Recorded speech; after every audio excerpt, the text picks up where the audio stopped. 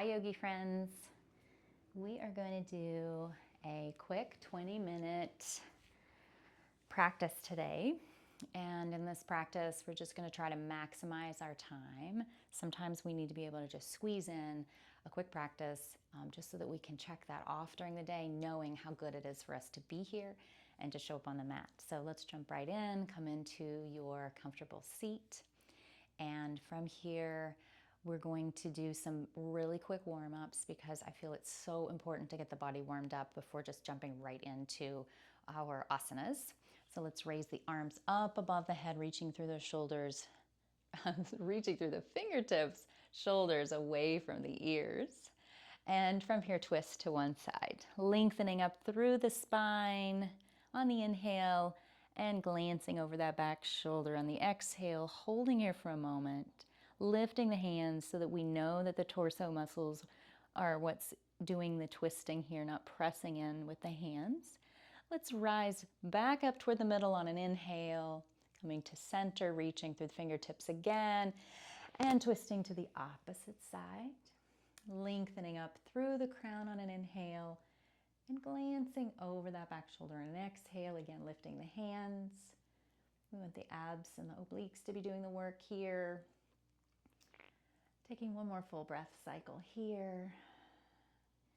Coming back up to center, reaching through the fingertips.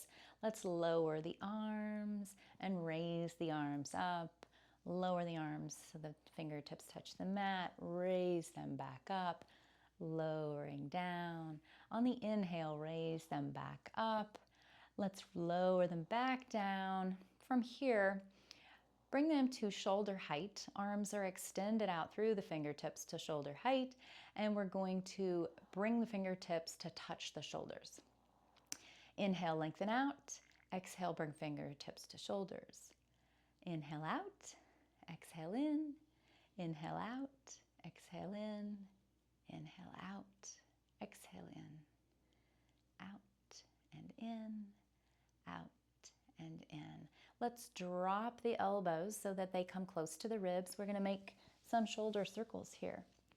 So we're just moving the elbows in some big circles.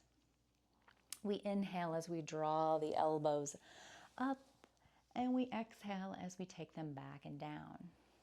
Inhaling, elbows up, exhaling back and down. Inhaling up, exhaling back and down. Now when the elbows are now here beside the ribs, again, we're going to reverse the circle. So we're taking the elbows back, then up and down in front. Getting a slightly different movement here, really opening up the shoulders. Again, inhaling up, exhaling down. Inhaling up, exhaling down. Continuing that move here. And then the next time that the elbows are down by the sides, we're just going to bring the fingertips back down to the mat, lengthen one arm up through the shoulder, and then bend over toward the side, toward the opposite side, and extend through the fingertips up on top. From here, we're going to take that stretch to the other side, really lengthening out through the fingertips, keeping the sits bones grounded. Let's do this once more on each side. Come back to center. On the other side, come back to center. From here, we're going to come into our cat-cow. Hands and knees in alignment. Hips directly above knees. Wrists, elbows, and shoulders in nice straight line. Straight line from crown to tail. Let's drop the belly for our cow, raising head and tail toward the sky. Exhale as we draw the navel up, curving the spine toward the sky. Inhale, drop the belly. Exhale, spine toward sky. Inhale, drop the belly. Exhale, bring the navel up toward the spine. One more of each. Inhale, drop the belly. Exhale, draw navel up to spine. Come back to your tabletop. From here, move the hands, if you like, one palm width, palm length forward. Curl the toes behind. Bring the hips up toward the sky, into our downward facing dog. We're gonna pedal the feet here. That means press one heel toward the earth while you bend the opposite knee. You may hear the little snap, crackle, pop in my ankles here, ankles and knees. Make sure biceps are on either side of the ears. Pressing into that muscly part of the hand between the thumb and forefinger, especially in the base of the palm. Really pedal the feet here a little bit, and then let's come into stillness. Really pressing through the heels toward the mat, using that pressure to lengthen through the back of the legs, extend through the tailbone up toward the sky. Even think of lengthening if there was a straight line from the tailbone that would go out toward the crease between the wall and the ceiling behind you. Bending the knees as much as necessary here. We don't have to have super straight knees. Not necessary. Just imagine bringing the heels toward the mat if they're not there. So we're just moving toward that. And from here, we're going to walk the feet forward toward the hands into a forward fold. Lengthening the head toward the toes here. If you need a generous bend in the knees, please take it. Moving a little bit of weight from heels to balls of the feet. Just getting a good foundation of feeling that there. And then from here, we're going to raise up one vertebra at a time into our tall mountain pose. Lifting the hands up above the shoulders immediately, stretching through the fingertips, raising through the crown, opening up the front body as we just bend slightly back, and then coming back into our forward fold. We're going to do some sun salutations here. So take the right toes back, lower the right knee and the top of the right foot, and open through the chest here. In this low lunge, the knee on the front leg should be directly over the ankle. And from here, we're going to bring the front foot back to meet the back foot into a plank pose, lowering knees if necessary. Going back into our downward facing dog from here.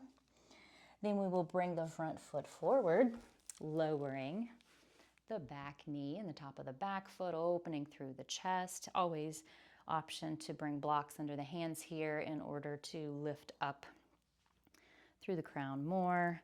Come up onto the back toes and use a little bend in that back knee to bring the back foot forward to meet the front into your forward fold.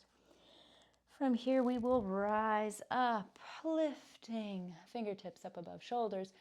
Slight back bend here where we engage the thighs and the front of the body, bringing the hands back down into a prayer position. Let's do this again, lengthening the fingertips up above the shoulders, reaching, slight back bend at the top, diving forward into your forward fold. This time we'll take the left toes back, lowering that left knee, opening up through the chest. Front knee is over front ankle. Planting the palms here, we'll bring the front foot back to meet the back foot in our plank. Again, lowering the knees here is fine. Lifting up into our downward facing dog and pedaling the feet here.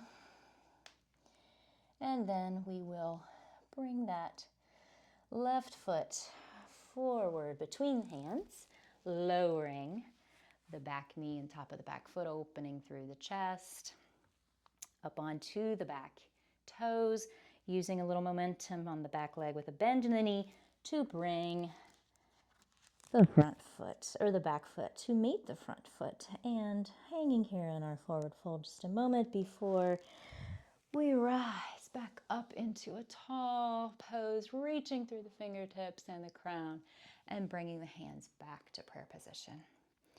From here, we're going to just come into our very favorite chair. And what we're thinking of here is strength and balance. So we're going to press the bum backwards, and we're going to do our best to keep the knees above the ankles, bringing some sensation of bringing the knees toward one another, because sometimes they like to pop out. That's not the best for them.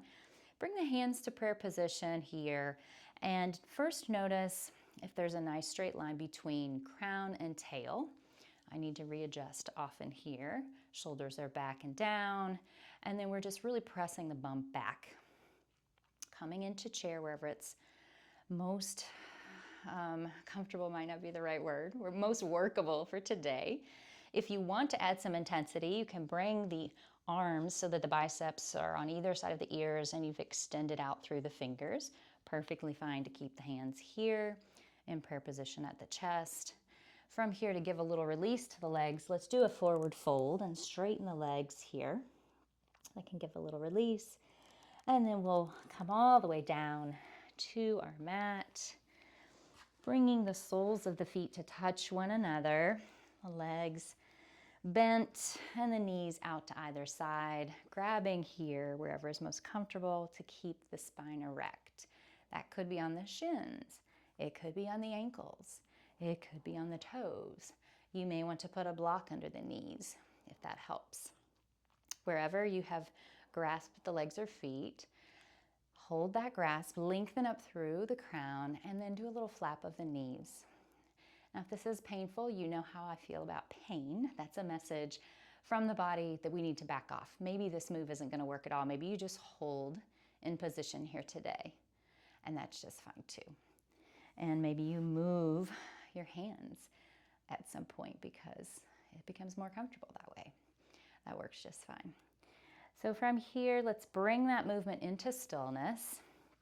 And then let's cross our legs. And with this cross-legged position, we're going to do a little bit more twisting.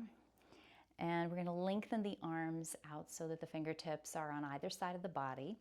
Then lift them slightly off the floor. And we're just going to begin a twist in the torso, letting the arms follow the shoulders. And this is a little work on the spine, helping to align the spine and really work the muscles all around the spine. Let's slowly bring the arms to shoulder height for this twist, remembering that there should be lots of length from crown to tail.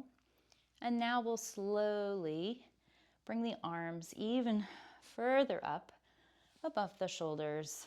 And notice how this really changes the sensation of the twist depending upon where the arms are.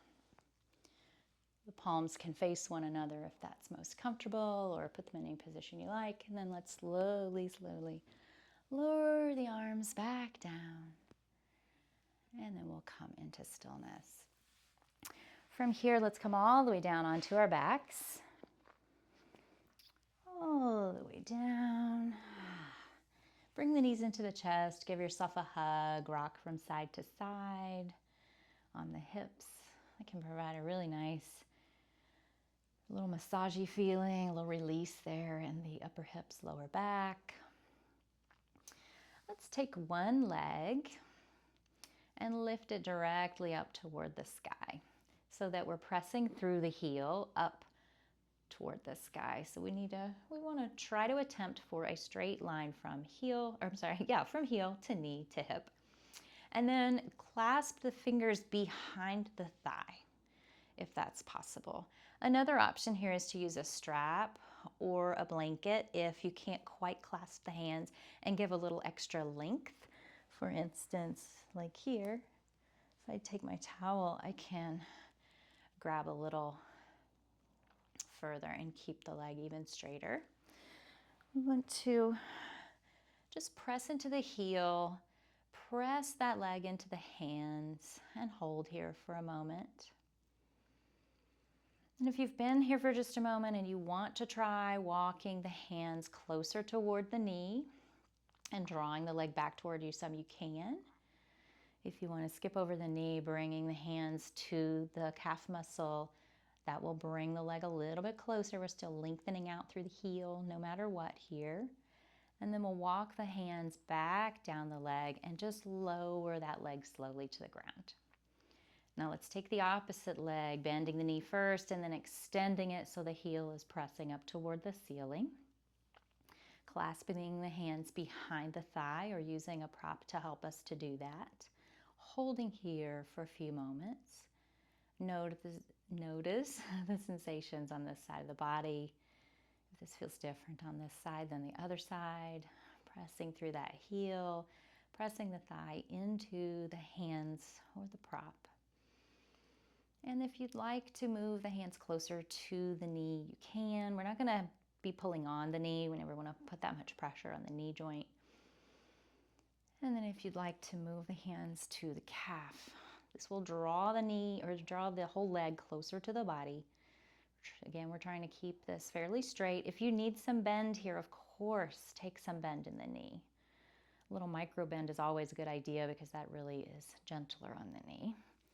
From here, let's walk the hands back down to the thigh and then lower that leg all the way down. Let's take a full body stretch here, really stretching through the fingertips, pressing out through the heels. Lengthen, lengthen, lengthen. Notice how this feels to stretch the whole body. And from here, lowering the arms down on either side of the body. Let's tense every muscle in the body really quickly. Just tense, tense, tense everything up and even hold the breath. Holding, tensing, and then letting go with a big sigh. And here we are in our Shavasana, ready to wrap up this short practice.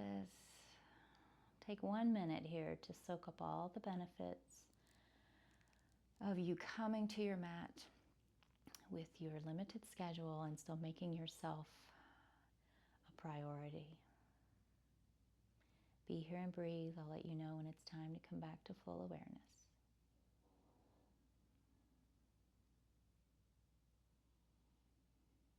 Let the thoughts come and let them go. No attachment, no judgment. Just be here and breathe.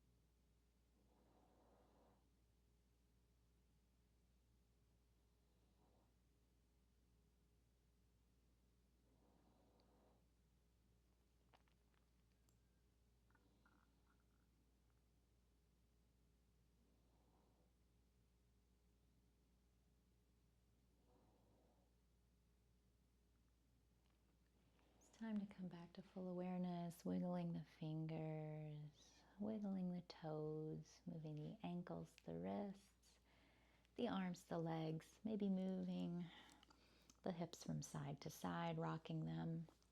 Another full body stretch. Let's roll over onto one side of the body, pillowing the head with the arm. One full breath cycle here while the eyes are still closed. Pressing yourself up with the hands into your Sukhasana, your comfy seated position. And notice how it feels different right now than when you came to the mat just a short while ago. Notice the breath. Notice your mental state, your emotional state, how the body feels different now than it did earlier, and all those other things feel a little different too. Bring the hands to heart space in prayer position. Thumbs up to the forehead. May we have peace in our words. Well, first we'll start with peace in our thoughts. And we'll bring the fingers and the thumbs touching the lips. May we have peace in our words. And finally, bringing the prayer position to rest at the heart space. May we have peace in our hearts. The light in me honors, recognizes, and honors the light in you. And I bow as I say, Namaste. Thanks so much for being here for this short little practice and listening to all of my little hiccups along the way. I never know if you guys can hear Peanut in the background, my little chihuahua, breathing his little snory breathe when he's out of the picture. But if you can during Shavasana, he's a real inspiration for relaxation, I think. Thanks again for being here. I can't wait to practice with you again soon, and I hope you have a wonderful day. Hope this practice has brought some peace and tranquility that you will carry forth with you as you go about your day. Namaste.